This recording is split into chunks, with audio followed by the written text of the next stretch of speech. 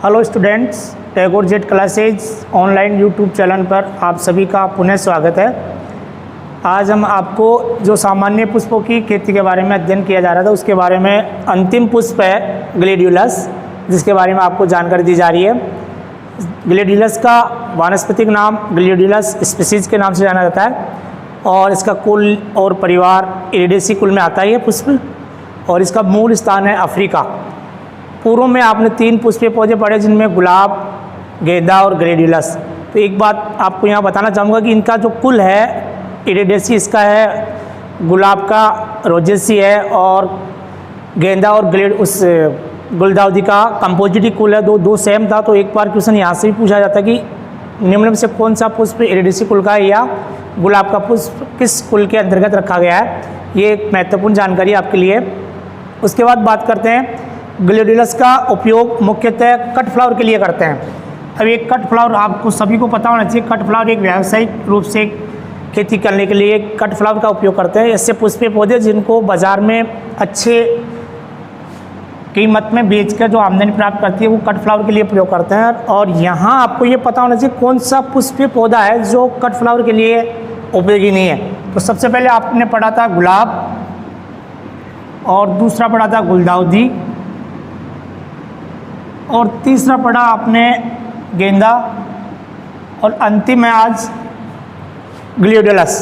तो इसमें से गेंदा एकमात्र पुष्पीय पौधा है जो कट फ्लावर के लिए प्रयोग नहीं करते हैं, और बाकी गुलदाउदी, गुलाब और ग्लेडियोलस ये तीनों ऐसे पुष्पीय पौधे हैं जो कट फ्लावर के लिए महत्वपूर्ण उपयोग करते हैं। तो एक क्वेश्चन यहाँ से भी पुट कर लिया जाता है, कई बार पूछ लिया जाता है निम्न से कौन सा पुष्पीय या कौन सा पुष्प कट फ्लावर के लिए प्रयोग नहीं करते हैं। तो कई अमूमन स्टूडेंट क्या देखते हैं कि वो नहीं करते हैं, वो तो भूल जाते हैं वाक्य को और यहाँ तक ही पहुँच जाते हैं कि गुलदाउदी का प्रयोग करते हैं या कट फ्लावर में, या गुलाब का या ग्लेडियोलस का। तो इस चीज़ को आपको थोड़ा ध्यान रखना है।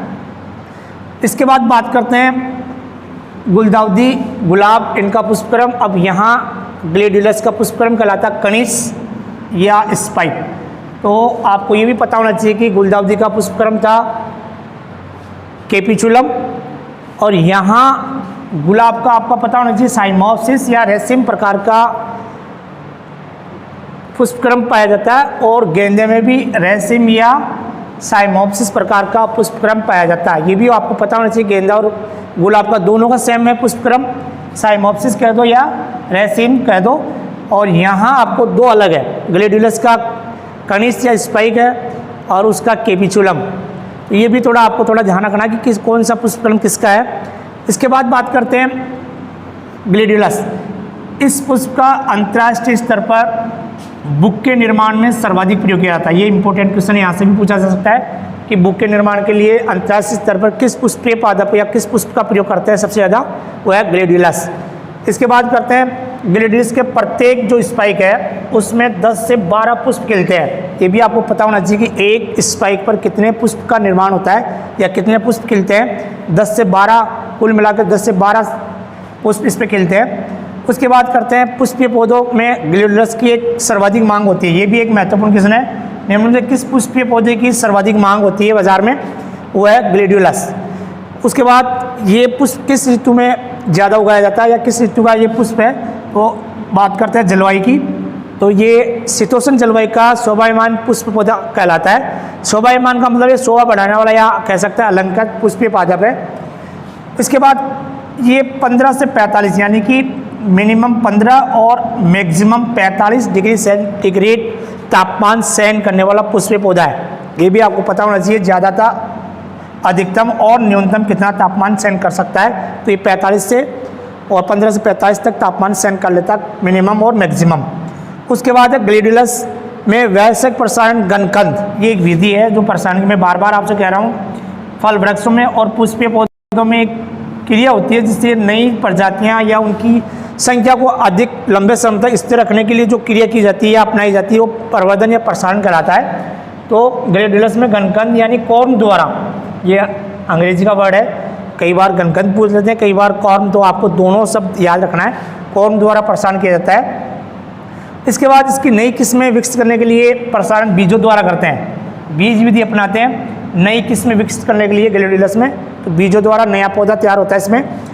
उसके बाद बात करते हैं एक घन कंद से ग्लेडियोलस की 4 से 5 बार, यानी एक बार आपने ग्लेडियोलस की बुआई कर दी, रोपाई कर दी, तो 4 से 5 बार ये फसल आप ले सकते हैं, बराबर इसके पुष्प उत्पादित होते रहते हैं। उसके बाद बात करते हैं राजस्थान में इसका जो पौधरोपण है वो उसका सही समय है सितंबर से अक्टूबर, यानी कि राजस्थान में अगर ग्लेडियोलस की खेती करते हैं तो रोपण का सही समय सितंबर से अक्टूबर माह में इसका रोपण किया जाता है। उसके बाद राजस्थान में इसका जो पुष्पन का उपयुक्त समय कह सकते हैं वो है अक्टूबर से मार्च में। देखो दो चीज़ अलग अलग है, एक तो है इसका पौधरोपण का समय राजस्थान के लिए सितंबर से अक्टूबर, दूसरा है राजस्थान में पुष्पन का उपयुक्त समय, यानी इसमें पुष्प कब खिलते हैं, राजस्थान में अक्टूबर से मार्च तक इसमें पुष्प खिलते रहते हैं। उसके बाद बात करते हैं ग्लेडियोलस में R/P की दूरी, पंक्ति से पंक्ति और पौधे से पौधे की दूरी 30/20 यानी 30x20 सेंटीमीटर इसमें पौधे से पौधे और पंक्ति से पंक्ति की दूरी रखते हुए पौधरोपण किया जाता है। तो ये भी एक महत्वपूर्ण क्वेश्चन बन सकता है कि पुष्पीय पौधों में सबसे ज़्यादा और सबसे कम अंतर दूरी किस पौधे में रखते हैं, तो ये ग्लेडियोलस में रखते हैं, और बाकी इनसे ऊपर सब जितने भी पुष्प पौधे आ रहे हैं उसमें ज़्यादा रखते हैं, गेंदा हो चाहे ग्लेडियोलस हो, गुलदाउदी हो चाहे गुलाब हो, उनमें अंतर दूरी अधिक रखते हैं।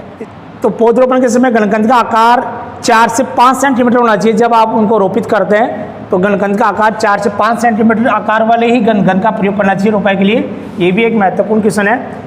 इसके बाद बात करते हैं ग्लेडियोलस की बीज दर।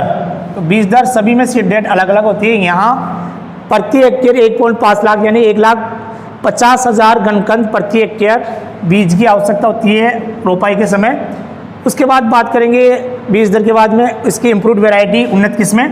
तो उन्नत किस्में में रंग के आधार पर इन किस्मों को अलग अलग वर्ग में बांटा गया है। रंग के आधार पर सबसे पहले है गुलाबी रंग वाली, तो गुलाबी रंग वाली में देखिए पहले है सुचित्रा, दूसरी है फ्रेंडशिप और तीसरी है रोज। अब ये एक क्वेश्चन महत्वपूर्ण है, सुचित्रा या कह सकते हैं ग्लेडियोलस की गुलाबी रंग वाली एक प्रजाति है, कौन सी प्रजाति है कह सकते हैं सुचित्रा ग्लेडियोलस की किस रंग वाली प्रजाति है, गुलाबी। तो ये भी आपको एक महत्वपूर्ण क्वेश्चन है, ऐसे भी पूछ सकते हैं डायरेक्ट ही कि सुचित्रा किस पुष्पीय पादप की उन्नत प्रजाति है।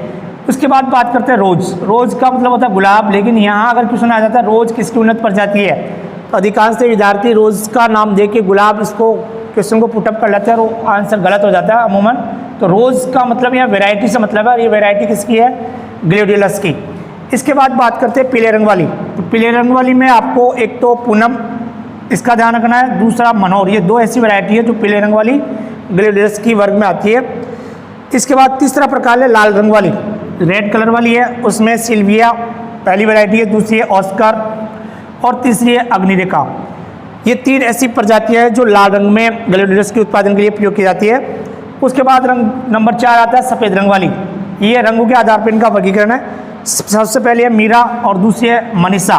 एक क्वेश्चन आपको बताना चाहूँगा बीच में रोक के, क्योंकि जितने भी गर्ल्स या लड़कियों के नाम है वो पुष्पीय पादों पे रखा गया, तो आप थोड़ा सा इस चीज़ को देखना। जैसे ऊपर लिखा हुआ पूनम, यहाँ लिखा हुआ अग्निरेखा, यहाँ मीरा, यहाँ मनीषा।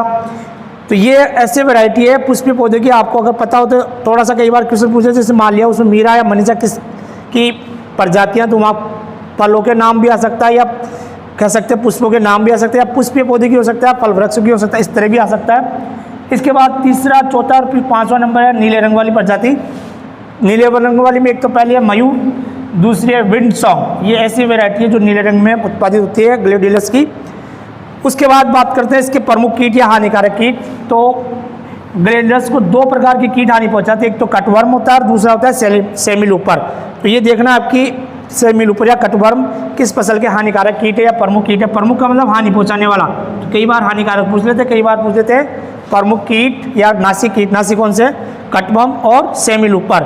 और अंत में बात करते हैं इसका प्रमुख रोग या प्रमुख व्याधि कौन सी पाई जाती है इसमें, गणकंद विगलन। ये एक बीमारी है या व्याधि है जो ग्लेडियोलस को सर्वाधिक हानि पहुंचाती है। तो इसमें आपको कौन कौन से क्वेश्चन किस तरह से पूछे जाएंगे मैं एक बार फिर आपको ब्रीफ में बता देता हूँ। पौधरोपण का समय, गणकंद का आकार, उन्नत किस्म में सुचित्रा किस रंग वाली प्रजाति है, या कह सकते हैं इसका कीट कौन सा है, या कह सकते हैं इसका पुष्पक्रम क्या कहलाता है, या कह सकते हैं राजस्थान में इसका रोपाई का समय क्या है और पुष्पन का समय क्या है। ये सारे क्वेश्चन इसमें से पूछे जा सकते। ज़्यादातर इसका पुष्पक्रम वाला क्वेश्चन इंपॉर्टेंट है एक, और एक इसमें प्रसारण का जो गणकंद या कॉर्म द्वारा होता है वो इम्पोर्टेंट है, एक इसका जो प्रमुख कुल है इरिडेसी वो इम्पोर्टेंट है। ये 3-4 क्वेश्चन ज़्यादातर इसमें अमूमन पूछे जाते हैं और बाकी को आपको सीक्वेंस आपको इसका अध्ययन करना है। रंग के आधार पर सबसे इंपॉर्टेंट किस्म है सुचित्रा, ये आपको थोड़ा ध्यान रखना है।